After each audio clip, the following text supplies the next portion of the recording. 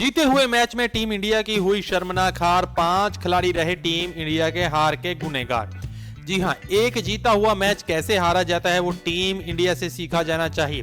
2.5 दिनों तक हमारी जीत तय थी। 190 के हमारे पास लीड थी और 165 पर सामने वाली टीम के हमने 5 विकेट गिरा दिए थे। मुश्किल से 2 विकेट और गिरा दिए जाने थे और टेल इनकी शुरू हो जाती, लेकिन हमसे वो 2 ही विकेट नहीं गिरा पाए और 2 विकेट जब तक हमने गिराए तब तक उल्टा हमारे ऊपर 200 से ज्यादा रनों की लीड चढ़ चुकी थी। जीता हुआ मैच था। अगर किसी टीम ने, इंडिया ने खास तौर पर, अगर इंडिया में ही पहले बारी में 190 रनों की बढ़त हासिल कर रखी हो और सामने वालों के 5 विकेट 165 पर गिरा दिए, यानी कि आपकी जीत तय है। आप 2-3 विकेटें जो बाकी के मेन बल्लेबाज इनके बचते हैं वो ले लीजिए, 50-60 रन खा लीजिए, 100 रन खा लीजिए। अगर इंडिया अगले 100 रन के अंदर भी सामने वाली टीम के बाकी के विकेट गिरा देता तो हमें मुश्किल से 50-60 रन या ज्यादा से ज्यादा 100 रन बनाने पड़ने थे।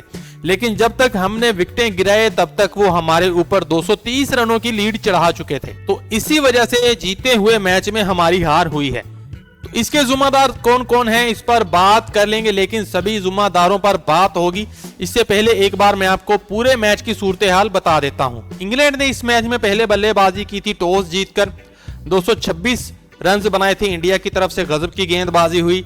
3-3 विकेटें जडेजा और अश्विन को मिले थे। फिर इंडिया ने पहली पारी में अच्छी बल्लेबाजी भी की, 436 रन बनाए थे। शानदार बल्लेबाजी की जडेजा ने, केएल राहुल ने और जायसवाल ने, तीनों ने 80+ रन बनाए थे। इसके बाद दूसरी बारी में इंग्लैंड ने ठोक दिए भाई 420 रन। 165 पर 5 से 420 रन ठोक दिए। ओली पोप बेस बैटर हैं, बेसबॉल टाइप की बल्लेबाजी करते हैं। 196 रन ठोके इंडिया की तरफ से 4 विकेटें बुमराह ने लिए, अश्विन ने 3 विकेट लिए। और इसके बाद हमारी जो दूसरी बारी, 231 रन चाहिए थे हमें जीत के लिए, और जैसे ही हमारे 5 पहले बड़े बल्लेबाजों का विकेट गिरा, और या फिर यूं कह सकते हैं कि जैसे ही श्रेयस अय्यर का विकेट गिरा, 119 स्कोर था लगभग उस वक्त टीम इंडिया का। 112 रन के आसपास दरकार थे टीम इंडिया को जीत के लिए, लेकिन वहां पर श्रेयस अय्यर जैसे ही 119 पर आउट हुए, टीम इंडिया की हार वहीं तय हो गई थी, क्योंकि सभी मेन बल्लेबाज तब तक आउट हो चुके थे।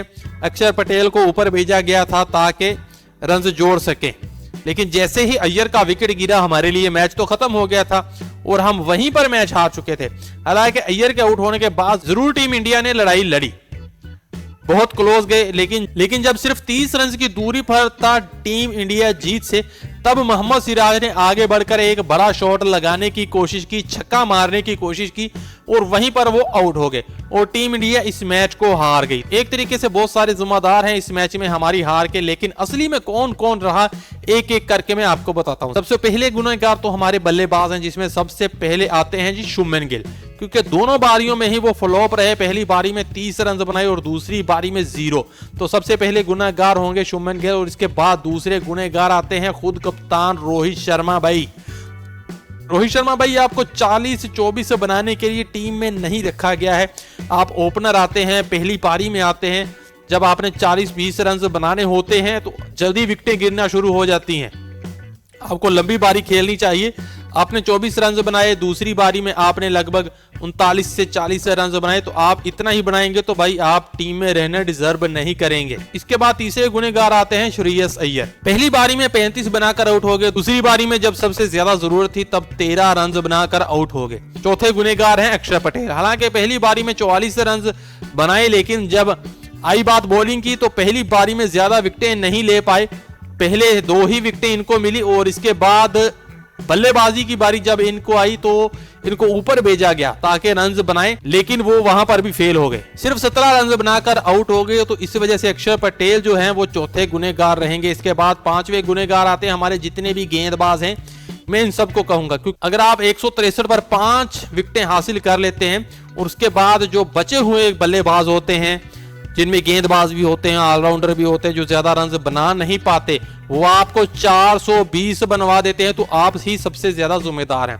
फिर चाहे वो अश्विन हो जिन्होंने 126 रन दिए, फिर चाहे वो जडेजा हो जिन्होंने 131 रन दिए, अक्षर पटेल ने सिर्फ 16 ओवरों में ही 74 रन दे दिए भाई। तो ये हमारे स्पिनर हैं। हालांकि ये स्पिनर फ्रेंडली विकेट था, स्पिन फ्रेंडली विकेट स्पिनर्स के लिए कारआमद साबित होना था। तो जिनके ऊपर विकेटें निकालने की जिम्मेदारी थी, ये सभी मिलकर इन 5वें गुनहगार का रोल निभाए हैं। तो ये थी अभी तक की हमारी वीडियो अच्छी लगी हो वीडियो को लाइक करें, वीडियो को शेयर करें, चैनल को सब्सक्राइब करें। बहुत बहुत शुक्रिया।